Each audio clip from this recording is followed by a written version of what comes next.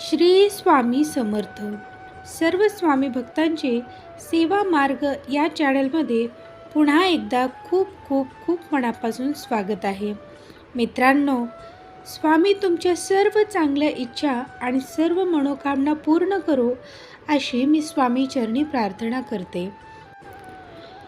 मित्रांनो, स्वामी आज तुम्हाला एक संदेश देऊ इच्छित आहेत.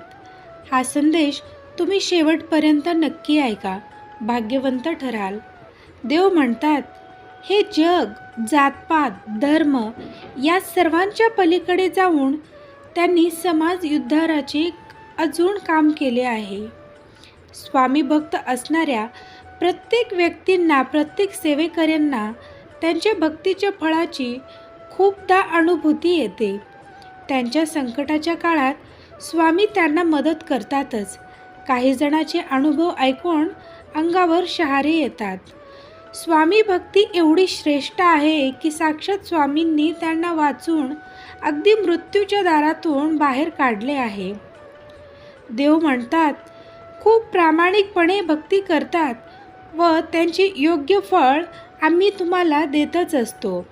अशाच एका स्वामी भक्ताला आलेला अनुभव वाचून तुम्हालाही छान वाटेल, कारण प्रत्यक्ष प्रचिती या स्वामी भक्ताला आली आहे, जी मागे पुढे तुम्हाला आपल्याला येऊ शकते. कारण जर आपण श्रद्धेने मनापासून जर भक्ती केली तर ईश्वर नक्कीच प्रसन्न होतो व साथ देतो. जीवन आहे, त्रास तर होणारच, नाहीतर मृत्यू झाल्यावर अग्नीचाही अनुभव येत नाही, हे तेवढंच खरं आहे. जीवनात सुख आणि दुःख सकाळ आणि संध्याकाळ याप्रमाणे येत जात असतात. कधीकधी काही अडचणी, काही संकटे खूप काळापर्यंत आपला पाठलाग सोडत नाहीत. विश्वास ठेवा की तुम्ही संरक्षित आहात आणि तुमची परिस्थिती बदलली आहे. फक्त तुमची तयारी मिळवण्याचा ध्यान करायची आहे. लवकरच तुमची इच्छा पूर्ण होणार आहे. पण नामस्मरण करत राहा, सोडू नका. तुमच्या आयुष्यातील कंत्रा संपलेला आहे. तुमच्यावर स्वामींचा आशीर्वाद आहे. त्यांच्या आशीर्वादाचा वर्षाव होणार आहे. सकारात्मक बदल होणार आहेत. तुमच्या सर्वात महत्त्वाच्या प्रार्थनेचे उत्तर दिले जाईल आणि तुम्ही नक्कीच तुझी प्रार्थना पूर्ण होईल. स्वामी स्वतः तुझी प्रार्थना पूर्ण करतील. तुम्ही तुमच्या जीवनातील शक्तिशाली जीवन नवीन अध्यायात प्रवेश करत आहात. घाबरू नका, तुमची स्वप्ने पूर्ण होणार आहेत. स्वामींचा आशीर्वाद तुमच्या पाठीशी आहे. आशीर्वाद वाढतील. स्वामी भक्तांनो, तुमचा विश्वास असेल तर व्हिडिओला लाईक नक्कीच करा. तुमची महानता जिवंत होत आहे. तुमच्या आयुष्यात चमकदार केसांनी संकट आहे, ते स्वामी न कळतपणे दूर करतील. तर आता आपण स्वामींच्या भक्तांना आलेला एक अनुभव पाहणार आहोत. मला स्वामी समर्थ हे नाव लग्नाच्या आधी माहीतच नव्हते. मी ऐकण्यात आले नाही, कधी मी ऐकलंही नाही. लग्न होऊन आल्यावर माझ्या सासरकडचे सगळे स्वामी भक्त होते. खास करून माझे सासरे स्वामींची खूप मनापासून सेवा करायचे आणि अजूनही करतात. त्यांचं पाहून पाहून माझ्या मनात पण स्वामींबद्दल भक्ती निर्माण झाली. कालांतराने माझाही स्वामींवर विश्वास बसत गेला. असंच मी पण एक दिवस स्वामींचं व्रत करायचे ठरवले. 11 गुरुवारचे व्रत मी व्यवस्थित पार केले. मी पार केले म्हणता येणार नाही, स्वामींनी माझ्याकडून पार करून घेतले. ह्या 11 गुरुवारमध्ये मला बरेच छोटे मोठे अनुभव स्वामी समर्थ महाराजांनी दिले होते. सगळ्यांच्या शेवटचा 11वा गुरुवार हा माझ्या आयुष्यातील एक माझा स्वामींचा विश्वास दृढ केलेला म्हणता येईल. ते माझ्या पाठीशी आहे हा ठरणार हा गुरुवार. सकाळपासून दरवेळेस सारखा माझ्या उद्यापनाच्या दिवशी पण उपवास होता. साधारण शेवटच्या दिवशी 11 मुलांना तरी जेवू घालावे आणि उद्यापन करावे असं ह्या व्रताचे वैशिष्ट्य पण मी केले तेव्हा कोविड-19चा काळ चालू होता. त्यामुळे घरची लहान मुलांना बाहेर जेवायला जाऊ देत नव्हते.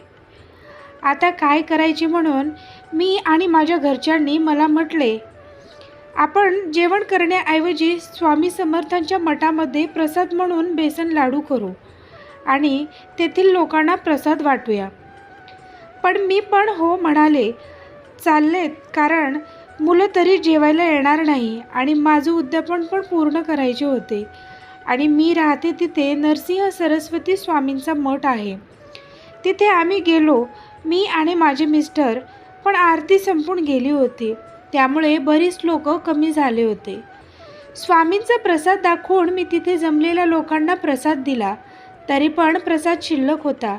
11 लाडूच्या ऐवजी मी 15 लाडू घेऊन गेले होते. तेथील ब्राह्मणांनी मला विचारले, कशाचे व्रत केले? मी म्हटलं, नाही, असेच केले. तरी पण त्यांनी मला परत विचारले, कशाचे व्रत होते? मी म्हटलं, मी स्वामींचे 11 गुरुवारचे व्रत केले होते. तर ते ब्राह्मण काका म्हणाले, हे व्रत तुम्ही केले नाही, ते तुमच्याकडून महाराजांनी करून घेतले आहे.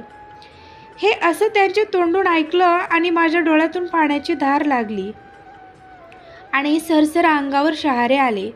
स्वामी समर्थ तिथे आहे हे त्यांनी मला त्यांच्यातून सांगितले. अजून पण प्रसाद शिल्लक होता. एक लाडू मनात विचार आला, बाहेर कोणाला तरी देऊ, पण कोणीही नाही घेतला. प्रसाद तर प्रसादाचा अपमान होईल म्हणून विचार करत होते. बऱ्याच वेळ विचार करत होते, तरी पण मठात कोणीच आले नाही. बाहेर प्रसाद द्यायलाच जाणार तेवढ्यात मठात एक वयोवृद्ध आजी येताना मला दिसल्या. मी त्यांच्या तशी जवळ जात होते, तसेच माझ्या डोळ्यातून अश्रू आणि अंगावर काटे येत होते.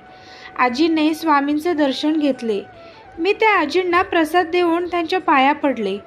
त्या आजी त्यावर म्हणाल्या, बाळा, हा प्रसाद मी केव्हा खाऊ? मला तर आज गुरुवार आहे, उपवास आहे. मी म्हटलं, उपवास सोडताना खावा. आजीने माझ्याकडे पाहून हसल्या आणि निघून गेल्या. मी त्यांच्या मागे गेले आणि त्या पाठमोऱ्या निघून गेल्या. दुसऱ्या वेळेस गुरुवारी परत मठात गेले, पण आजी मला आजपर्यंत दिसल्या नाहीत. स्वामींनी शेवटी येऊन माझा प्रसाद आणि उद्यापन सफल करून घेतले. अनुभव कसा वाटला नक्की सांगा. श्री स्वामी समर्थ.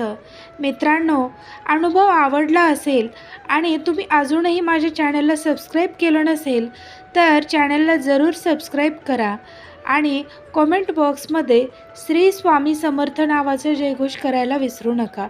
श्री स्वामी समर्थ. जय जय स्वामी समर्थ. अवधूत चिंतन. श्री गुरुदेव दत्त.